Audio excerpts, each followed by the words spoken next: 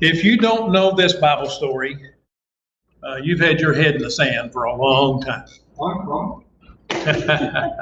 Today we'll be looking at Balaam and his donkey.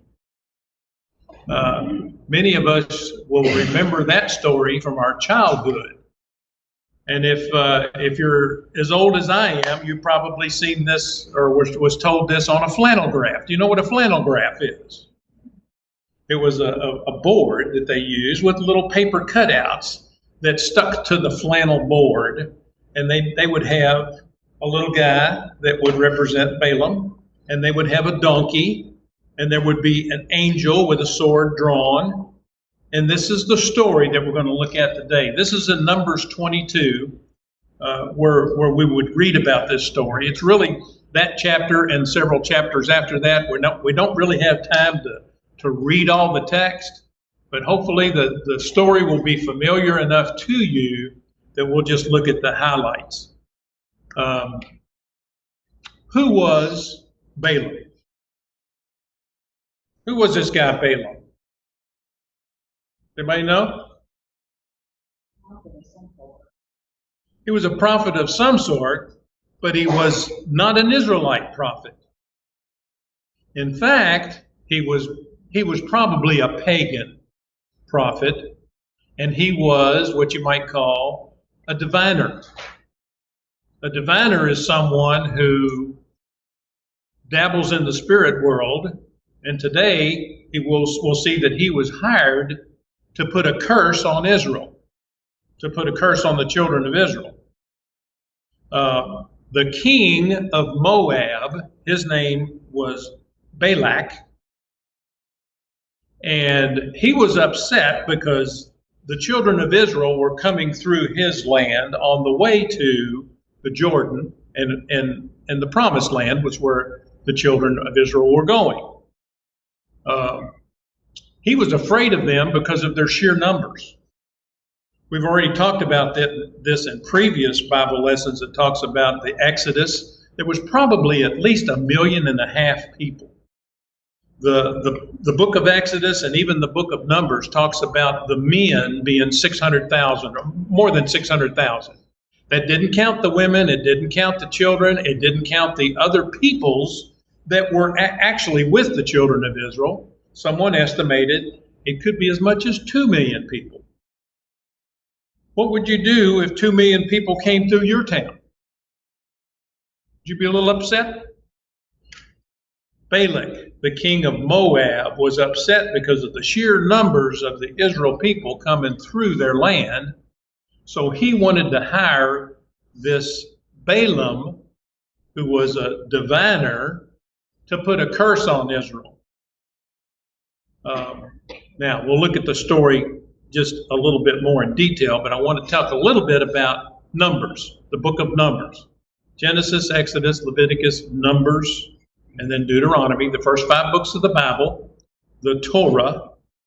If you were Jewish or Hebrew, you would have memorized many of the scriptures that are in these first 5 books. In the book of Numbers, and Numbers actually means in the wilderness. This all happened while they were in the wilderness. It was probably called Numbers because of the census. At the very first of the book of Numbers, they took a census. And there's where we read about there were more than 600 men, not counting the women and children. At the end of the book of Numbers, they do another census. So in between the census, while they were in the wilderness, this is the book of Numbers. In many ways, it repeats the stories that happened in Exodus, and then Deuteronomy, which follows, it also kind of retells the stories in a little different point of view or some other details. The book of Numbers starts, there's 3 different areas of their wandering. First, they were at Mount Sinai, and they stayed there for a year or 2. Then they moved and they began on their journey, but they were wandering. Secondly, the second part, the middle part of Numbers, they were in the plains or the desert of Paran. And today we will find out that they are in the plains of Moab. This is toward the end of the 40-year wandering. Aaron had already died in a few chapters previous to chapter 22 that we're looking at today. Moses was still alive, but in the next few chapters near the end of Numbers, he will also die. And we'll find out that they did not get to enter the promised land. And the reason that they were wandering was because of their doubt and their rebellion. When the spies came back from the land, it was Joshua and Caleb were the only two adults above the age of 20 that were allowed to enter the promised land. The rest of the older folks, the older generation, died in the wilderness during that 40 years wandering. This is toward the end of that 40-year wandering.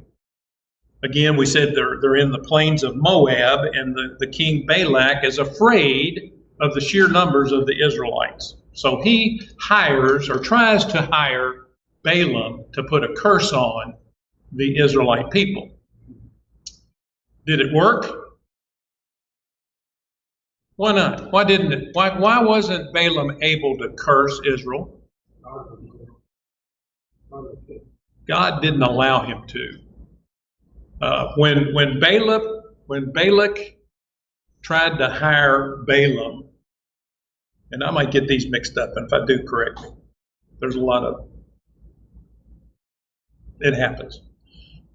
When he tried to hire him, he said, I can only say what God will allow me to say. Now, he wasn't a worshiper of Yahweh, but he understood that God would only allow him to say what he could say. Nevertheless, the king sent men to offer money for Balaam to do this. And Balaam said, no, can't do that. God won't allow me to. But in his heart, and we'll find this out a little bit more when we read a little more, he really wanted to go. He really wanted the money. And he was trying to bargain with God to be able to get something out of this. So first he says no, but the king sent more men, more money, and tried to encourage him. Yeah, you can do this. Whatever you need, I'll give you what you need. If you need more money, we know you can put this curse on Israel. And he says, I can only do what Jehovah God allows me to say. And nevertheless, God allows him to go. But then God gets mad because he made this bargain about whether to go or not. And on the way, Balaam is on his donkey. And what happens? What did the donkey do? Talked. Eventually he talked. But first he turned aside. And Balaam beat his donkey and got him back on the path. And then he turned aside again. And the donkey got beat again. And a third time he got back on the path. And the donkey just went off into a field, kind of just sat down and refused to go any farther. Why did the mule do that? Why did the donkey do that? There was an angel with a sword drawn blocking his path. The animal saw him, but Balak didn't. And that's when God opened the mouth of the donkey and had the donkey speak with a human voice. And the mule said, or the mule, I keep calling him a mule, it's a donkey. He said, why are you beating me? Haven't I been faithful to you all of these years? And he said, well, why are you sitting down on me? But then Balaam's eyes were opened, and he too saw the angel with the sword drawn. And the angel tells him, it's a good thing you stopped. It's a good thing your donkey stopped you, because if you made it far enough, I was going to kill you. So, all of this happens, but then God allows Balaam to continue. He goes on, and the king Balaam, King Balak, has Balaam go to the high places of Baal. There were there was a mountain or a hillside. It's probably a mountain where they were overlooking the Israel camp, and this happened 3 different times, where Balaam had them build 7 altars, and each time there was a bull and a goat offered on each of the 7 altars. So there was 14 animals, and he inquired of the Lord, and the Lord says, "You cannot curse my people. You can only bless my people." This happened 3 times. So he went to another high place, 7 more altars, 14 more animals. He inquired of God, and God says, I will not allow you to curse my people. You can only bless my people. And each time, this made the king mad, but it just, you can't argue with God on this. God is protecting Israel. This is one of the key truths that come out of this lesson. Israel may not have even known that this was going on. They didn't know that the king of Moab had hired someone to curse Israel. And the whole time, each time that they wanted a curse pronounced, it ended up being a blessing pronounced over the children of Israel. And this happened 3 times. There were also, if you were to keep reading in the chapters, the story really doesn't end here. Balaam gives 4 more prophecies, but besides the first 3 blessings, and each time he foretells how the children of Israel were going to continue to conquer the people of the land, and he made pronouncements that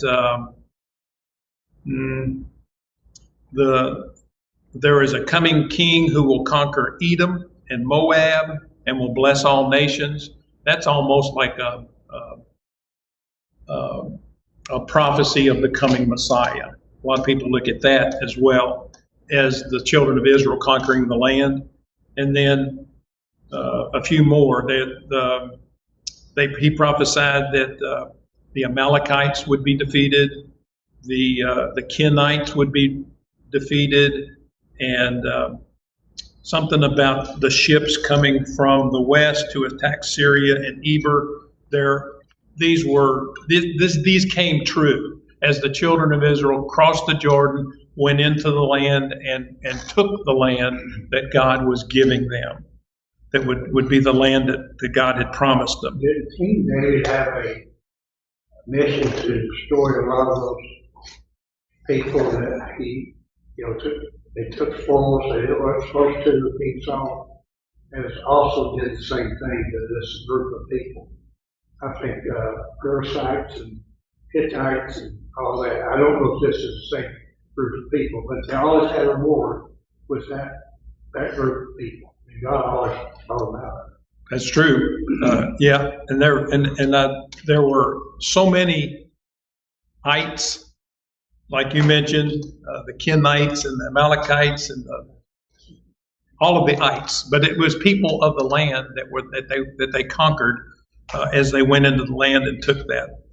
I do want to mention that Balaam was mentioned in the New Testament as well. In 2 Peter 2:15, Peter compares the false teachers that he's denouncing to the false prophets like Balaam, and compares false teachers to Balaam who love the wages of wickedness. That's in 2 Peter 2:15. Another place that Balaam is mentioned is in Jude 1:11. Speaks about Jude says that Balaam was one who sold his soul for financial gain. And then finally in Revelation, this is in Revelation 2:14, when Jesus is speaking to the church at Pergamum. He says, "There are some among you who hold to the teachings of Balaam, who taught Balak to entice Israel to sin as they ate food sacrificed to idols and committed sexual immorality with their women." Now, even though Balaam was not successful in cursing the children of Israel, he found out another way to make Israel sin. And that's where it speaks about in Revelation how Balaam had enticed. He actually told the king, if you can get Israel to worship idols, that'll be their downfall. If you can get Israel to have sexual relationships with the Moabite women, and they did this, and God punished Israel for that. It's called the heresy at Peor, if you're a Bible student, and you can read about that throughout another couple of books in the Old Testament. So Ruth was a Moabite woman, yes. And who was Ruth? The great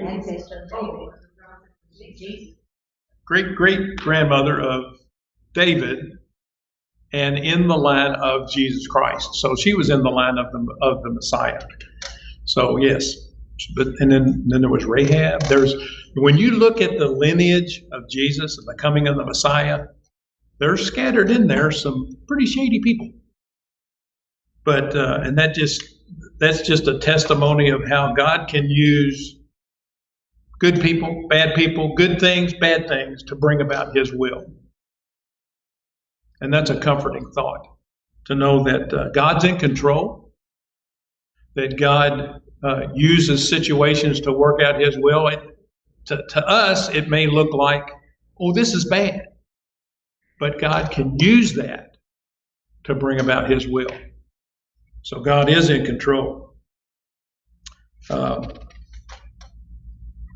So at first, it might look like Balaam was a good guy, because he said, I can only speak what God allows me to speak. But that really wasn't his heart. God just prevented him from doing what he wanted to do. And then later in the readings, not in today's lesson, but later in the reading, where he enticed Israel to sin by worshiping Baal and eating food sacrificed to idols and having sexual relationships with the women of the land.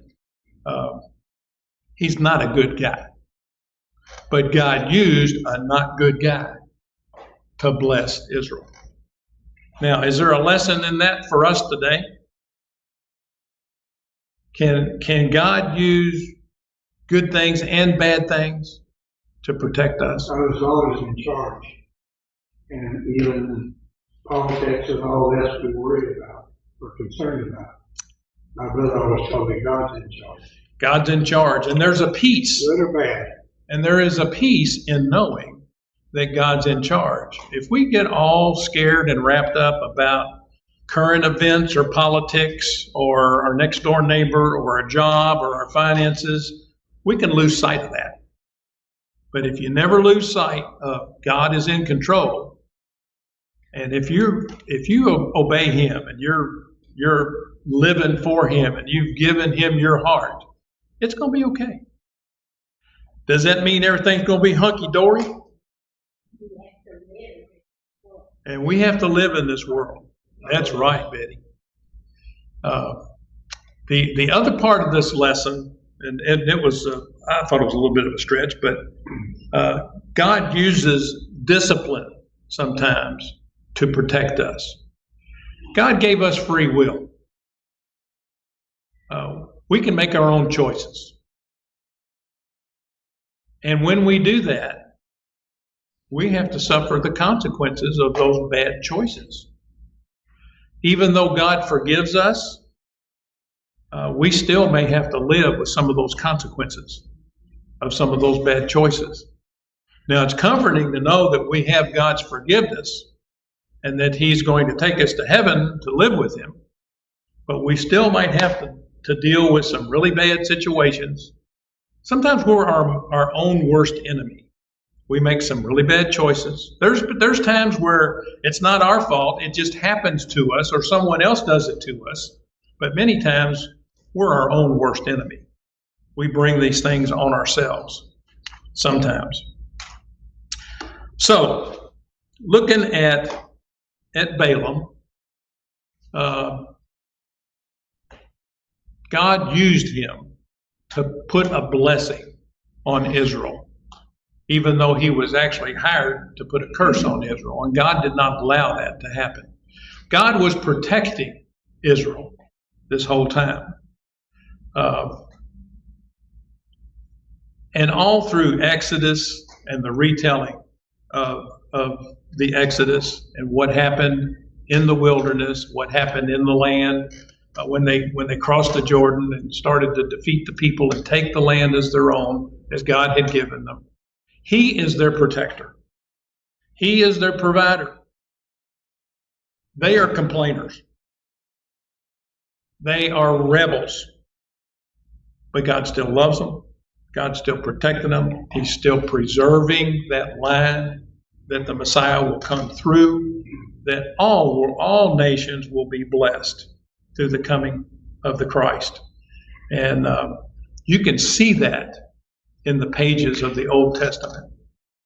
And it's just comforting to study these Bible stories that we've known since childhood, and to know that God is in control, that God, not only did He love His people then, He loves His people now. He is protecting us. He is providing for us. And it would do well for us to dwell on those facts, to know that God is our provider. He is our protector. And He is helping us. We don't always see that until maybe later, especially when we're going through something tough at the time. We don't understand, why could God let this happen? But God can use that. God can redeem anything or anyone for your good. Do you believe that? I do. We all, I think, have our different stories about tough times we've been through, whether it was health issues or financial issues or personal relationships with family members or friends that are, they're tough. They're tough issues. They're struggles that we have to deal with. And it's comforting to know that God can use those for our good. And many times, like Josh's lesson today, we're comforted so that we can comfort others. When there are tough times, you need to share that with someone else who's either been through it that can help you, or just share your struggles with someone else. That in itself, maybe they haven't gone through it. Maybe they don't have great advice for you. But sharing that with a brother or sister in Christ is a source of strength. And God can use that many times to send you a person to give you a message that you need so much at that particular time. I believe God works that way every day. Any questions about Balaam and his donkey? Wasn't that weird, about a donkey speaking? Of course, that was a miraculous thing. Shows God's power. It's definitely a miracle. And then it was reinforced in the New Testament by Peter and Jude and Jesus in Revelation. So it's not just a story. It's a true story. Also scary, wouldn't it be? Kind of scary. Right, the donkey starts talking to you. Hey, If my cat started talking to me, I'd be heading looking for a door. It was a what? Bubba wants to know it was a female donkey. It was a female donkey. What do you mean by that, Bubba? Oh, I see what you're saying. I'm glad you said that, not me. I've got a story to tell. When I grew up, a mule was a terrible thing to have. I mean, we would try to plow, my dad would try to plow it, yard with the hill, and that donkey, that mule, would not obey. I'll never forget the time he took a big pipe and couldn't get his old man to roll over into a fence, and he didn't cross the head. I said, stubborn as a bull. Stubborn as a mule. And I minded donkeys that do the same thing. Rebel a part of it. You know, you can ride a horse right off a cliff. If you're riding a horse and you're just riding toward the cliff, and you keep telling the horse to go, he'll go right over the cliff with you. You ride a mule, he'll stop. You might go, but the mule will stop. So in many ways, a mule or a donkey, in some respects, are smarter than a horse. And when you said that, I'm reminded of a joke about a guy trying to get a mule. He was selling a mule, and the mule was stubborn. And the guy said, well, how do you get him to do what you want him to do? He said, well, you just talk sweet to him. He'll do what you say. So he tried to get him out the stall, and he wouldn't come. He tried a little more, and he wouldn't come. He reached down and grabbed a 2x4, and he smacked him across the head. And then he come. And the guy said, I thought you said all you had to do is talk sweet to him. He said, well, you got to get his attention first.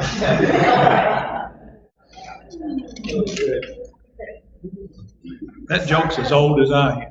What? Just like us. That's all I had, folks. We'll quit on that corny joke. How about that?